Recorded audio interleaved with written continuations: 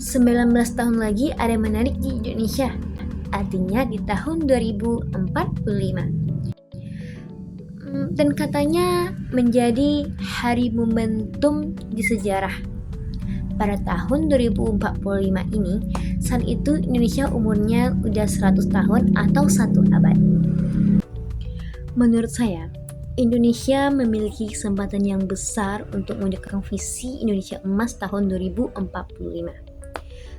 Peluang tersebut tentu didukung oleh adanya bonus demografi.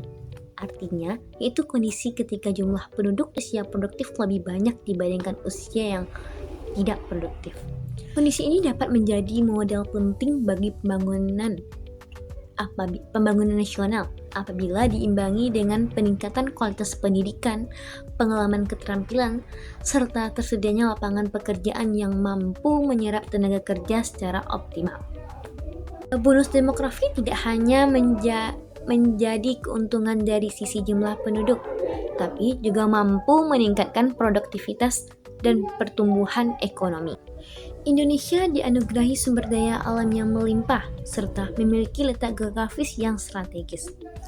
Potensi tersebut seharusnya dimanfaatkan secara maksimal melalui pengembangan industri dan proses hilirisasi, sehingga sumber daya yang dimiliki dapat diolah menjadi produk yang bernilai tambah. Langkah ini akan memperkuat daya saing Indonesia di pasar internasional, sekaligus mengurangi ketergantungan pada ekspor bahan mentah. Meskipun memiliki berbagai potensi, upaya mencapai Indonesia Emas tahun 2045 masih menghadapi sejumlah tantangan seperti kualitas sumber daya manusia yang belum merata, produktif tenaga kerja yang masih perlu ditingkatkan, kesenjangan pembangunan antar wilayah, serta perubahan ekonomi global menjadi beberapa hambatan yang harus dihadapi. Nah, dan selain itu, kemajuan teknologi yang berlangsung sangat cepat juga menuntut masyarakat untuk terus meningkatkan kemampuan agar tidak tertinggal dalam persaingan dunia kerja dan perkembangan ekonomi digital. Transformasi ekonomi perlu dilakukan secara konsisten dan berkelanjutan.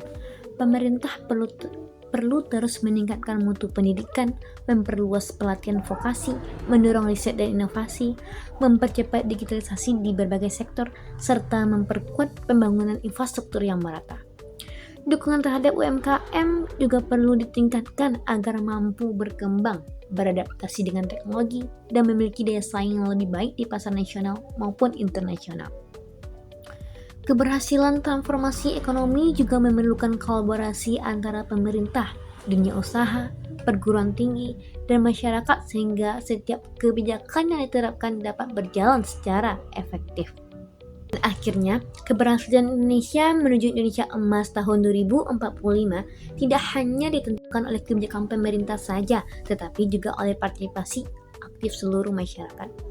Setiap individu memiliki peran dalam meningkatkan kualitas diri, mengembangkan keterampilan, memanfaatkan teknologi secara bijaksana, dan berkontribusi sesuai dengan bidangnya masing-masing.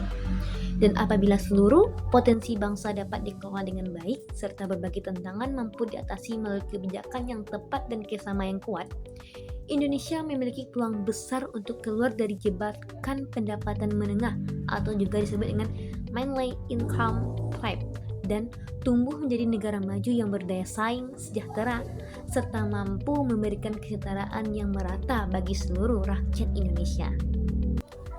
Kita sebagai generasi muda juga memiliki peran penting dalam meningkatkan Indonesia Emas tahun 2045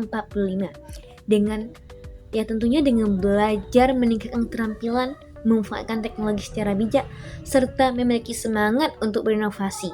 Kita juga menjadi bagian dari perubahan menuju Indonesia yang lebih maju, mandiri, dan sejahtera. Indonesia Emas tahun 2045 bukan hanya menjadi tanggung jawab pemerintah, tetapi merupakan cita-cita bersama diwujudkan oleh seluruh masyarakat Indonesia.